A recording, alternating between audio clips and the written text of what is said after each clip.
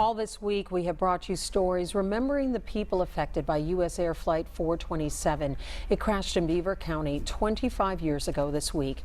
Tonight's story is maybe the one that surprised us the most. Yes, a man who lost his brother in the crash took us out to the crash site to help us discover it.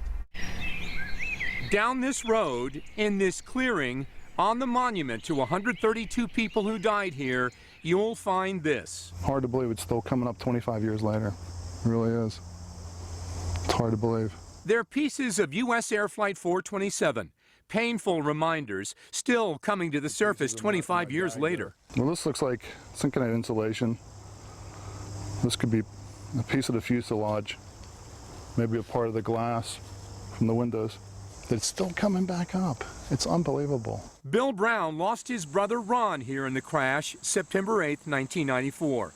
He told us it's become an unwritten rule to anyone who visits here, if you find something, put it on the monument. But over the years with the freeze and thaw, it's pushing the pieces up still. But it tells me that's how deep the impact was and how far down the pieces went. Ron was Bill's older brother. He called him his mentor and best friend. Bill didn't even know Ron was in Chicago for work that day until his sister called the night of the crash. He said he was angry for several years. Most of your family deaths are a private thing. You know, your friends or your family are there to support you. But this was a public death. Everybody in the whole world saw that this plane crashed here. And that's, you know, it's not private anymore, it's a public. But strangers who became family helped Bill and others through the anger and pain. 75 of the passengers on board Flight 427 were from Pennsylvania, 60 of them from the Pittsburgh area. A lot of us are friends, even today.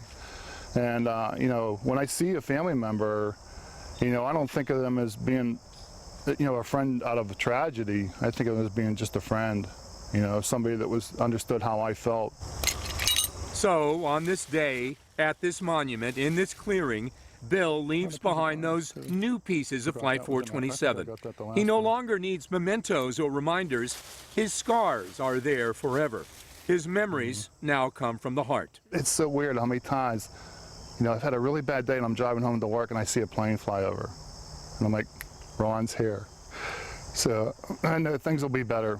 Things will be all right that night. David Johnson, Channel 11 News. You know, Bill does keep some of the pieces of the plane, some of the smaller pieces that he collected in the months after the crash.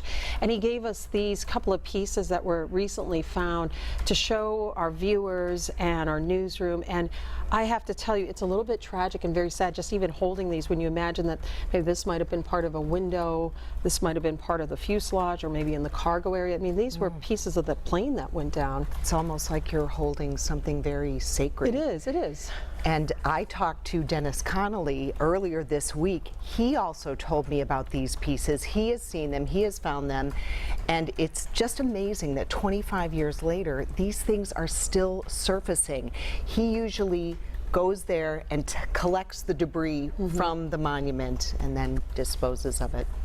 It's some of the last pieces that people have, the survivors and their families have, to really hold on to something that's very tangible. And there has been so many good and emotional stories this week. Remember Flight 427. If you missed any of them, you can watch them on our website or download our WPXI app.